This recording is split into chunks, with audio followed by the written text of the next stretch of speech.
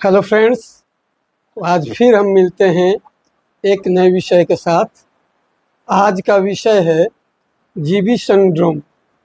आप लोग देखे होंगे कुछ महीनों पहले जीबी सिंड्रोम को लेकर के काफ़ी हो हल्ला मचाया जा रहा था। तो ये जानना ज़रूरी है कि जीबी सिंड्रोम है क्या और ये कितनी रिस्की है, कितनी संघातिक है और इसका कोई उपचार है कि नहीं दुनिया में, ये जानना बहुत ज़रूरी है। क्योंकि जिस तरह से इसको प्रचारित किया जा रहा था तो इसको एक महामारी के रूप में आने की संभावना जताई जा रही थी और ये भी संभावना जताई जा रही थी कि इसका कोई इलाज नहीं है। तो आज चलिए हम जीबी सिंड्रोम के बारे में जानते हैं और उसका इलाज है ये भी बताते हैं। जीबी सिंड्रोम है का पहले हम लोग ये जानें।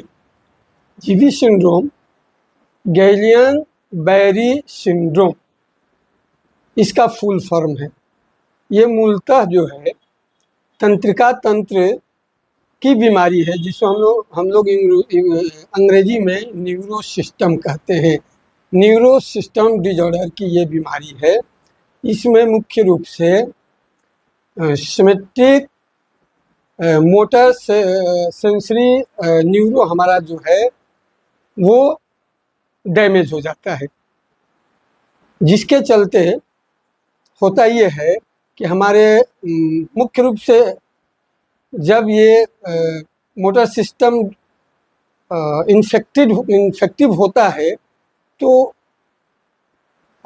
जो हमारे मसल्स हैं और ग्लैंड्स हैं वो काम ठीक से या तो नहीं कर पाती हैं या बिल्कुल नहीं कर पाती हैं। क्योंकि हमारा जो मोटर सिस्टम है उसका वर्क क्या है, तंत्रिका तंत्र में न्यूरो सिस्टम में हमारे मोटर सिस्टम का वर्क ये है कि जितने सूचनाएं केंद्र की तरफ हमारा न्यूरो एकत्र करके पहुंचाता है उसका तत्काल जवाब, उसका तत्काल फंक्शन डिफेंस जो भी करना होता है वो हमारे केंद्रीय तंत्रिका तंत्र से प्रेषित होता है। हमारे केंद्रीय तंत्रिका तंत्र से जो प्रेषित होता है संवाद, उसको वहाँ तक ले जाने वाला हमारा पुल, हमारा ब्रिज ही जो है वो ढह जाता है इस बीमारी में। इसलिए वो जो हमारी मसल्स जो है और हमारे ग्लैंड्स जो है बिल्कुल शिथिल पड़ जाते हैं, वो कार्य करने की क्षमता जो है खो बैठते हैं। ये अपर पार्ट में सबसे पहले दिखाई देता है। हमारी आँख की पुतलियाँ आपको फिक्स हो जाएंगी, जबड़े फिक्स हो जाएंगे। ब्रेन के काफ़ी पार्ट जो हैं वो जहाँ मसल्स के द्वारा जो भी कार्य संचालित होना होता है वो या तो बंद हो जाता है या वो असंतुलित हो जाता है या आंशिक रूप से काम करता है और ये बहुत तेज़ी से बीमारी फैलती है। इसका अटैक जो है वो बहुत तेज़ी से होता है, एकाएक होता है। इसका ठीक कारण एलोपैथी के दृष्टि से इसका ठीक कारण आज तक ढूंढा नहीं जा पाया है और कारण चूंकि नहीं ढूंढा जा पाया है इसलिए उसका सटीक इलाज भी ढूंढ पाना संभव नहीं है। लेकिन मैंने ये सारे वीडियो बनाने से पहले मैंने होम्योपैथ में एक चीज़ बताया है कि बीमारियों का कारण जो है मूल रूप से 3 ही है, सोरा, सिफिलिस और साइकोसिस। और उन्हीं के प्लिंथ पर सारी बीमारियों का घर खड़ा होता है, महल खड़ा होता है, उनकी सेनाएं खड़ी होती हैं। तो हमारी होम्योपैथी के दृष्टि से ये सिफिलिस ग्रुप की बीमारी है और इसलिए इस ग्रुप की दवाएं हमारे मटेरिया मेडिका में ढेरों सारी हैं और इसलिए इसका इलाज भी होम्योपैथी की दृष्टि से है। लेकिन आगे हम बताएंगे कि इसका इलाज कितना कठिन है, कितना ट्रेजिडियस है। इसलिए कोई औने पौने होम्योपैथी का डॉक्टर इसका इलाज नहीं कर पा सकता है। सबसे पहले है इसको जानने के लिए क्या करना पड़ता है। इसको जानने के लिए पहला तो है कि चिकित्सक का सेल्फ एक्सपीरियंस ही वहाँ तक पहुँचेगा। इसमें थोड़ा भी वक्त नहीं मिलता है, थोड़ी भी जहाँ विलम्ब हुआ कि ये बीमारी और संघातिक होने लगती है। तो सबसे पहले है इसका सीबीसी कराना और ब्रेन का सीटी स्कैन कराना। ये 2 जांच की पद्धतियां हैं जिससे तत्काल पता चल जाता है कि जीबी सिंड्रोम हो चुका है। उसके बाद और भी आईजीजी इसका होता है, फिर हेमाटोलॉजी, मार्फोलॉजी होता है। ये जांचें होती है, लेकिन तत्काल जानने के लिए सीबीसी और सीटी स्कैन जरूरी है, जिसमें इस बीमारी की पुष्टि हो जाती है। पुष्टि हो जाने के बाद ट्रीटमेंट बताया, और दूसरी पैथी के बारे में मैं ज़्यादा नहीं बताऊंगा। जहाँ तक मैं उस पैथी के बारे में जानता हूँ कि जहाँ कारण नहीं पता होता है वहाँ उसका वो इलाज में खुद अक्षम हो जाती है।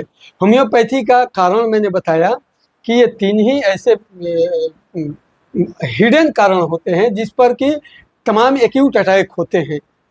उस हिसाब से ये सिफिलिस ग्रुप की बीमारी है। सिफिलिस ग्रुप की दवा हम चुनेंगे और उस हिसाब से इसका इलाज भी संभव है।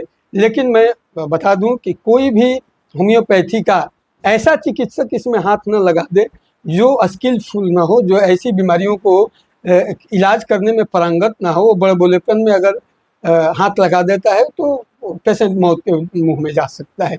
इस बीमारी के इलाज को हम 3 फेज से गुजरेंगे।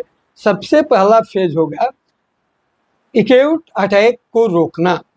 ये बहुत तेजी से आक्रमण करती है और मांसपेशी और ग्लैंड्स को बिल्कुल एक बैरियर खड़ा कर देती है, जो कि वो काम करना बंद कर देती है। तो ऐसे कंडीशन में एक्यूट अटैक को समझना और उस पर ब्रेक लगाना, ये बहुत ज़रूरी बात होती है। और ये इसकी कोई मान्य दवा नहीं हो सकती है। इसको पेशेंट के देखने के बाद ही पता चलेगा कि ये कौन सी दवा से इसकी तीव्रता को रोकी जा सकती है। इसकी जैसे ही हम तीव्रता रोकेंगे, उसके बाद आएगा हमारा कि इलाज का क्रम। तो उसमें सेकेंड मोशन की दवाएं चलेंगी, जो कि मध्यम गति की दवाएं होती हैं। उसमें हमारे ढेर सारे दवाओं के सिम्टम आएंगे, जिसमें कास्टिकम है, वाइफेरा है, इलेप्स है, जेलसिमियम है, हाइपेरिकम है। ये बहुत सी दवाओं के सिम्टम उसमें से आएंगे, और जिसके सिम्टम उसमें से आएंगे उस दवा को चूज करके और पेशेंट को दे करके और उसको बचाया जा सकता है। उसके बाद तीसरा फेज आएगा, पेशेंट बचा लिया गया, उसकी तीव्रता को रोक दी गई। अब क्योर करने के लिए जो है और बिल्कुल ही एंटीमायोजेमेटिक मेडिसिन और बिल्कुल मध्यम नहीं बल्कि बिल्कुल धीमी गति से कार्य करने वाली दवाओं का रोल आ जाएगा। और उस समय धीमी गति की दवा जो है वो हमारी मैटेरिया मेडिका में बहुत सी पड़ी हुई है, जिसमें से कोर्टलेस है, बोथ्रस है, और इन दवाओं का इस्तेमाल करके हम इस बीमारी को बिल्कुल जड़मूल से ठीक कर सकते हैं। तो हम उम्मीद है कि आप जीबी सिंड्रोम के बारे में इस जानकारी से भयभीत नहीं होंगे। इसका इलाज है, होम्योपैथी में पूरी तरह इलाज है, बशर्ते कि स्किलफुल चिकित्सक हो। और स्किलफुल चिकित्सक आपके इर्द गिर्द नहीं हो तो सोशल मीडिया का आप इस्तेमाल करें और स्किलफुल चिकित्सक से तुरंत संपर्क करें। आपका पेशेंट बच जाएगा, 100% बच जाएगा। जय हिंद, जय भारत, जय होम्योपैथी।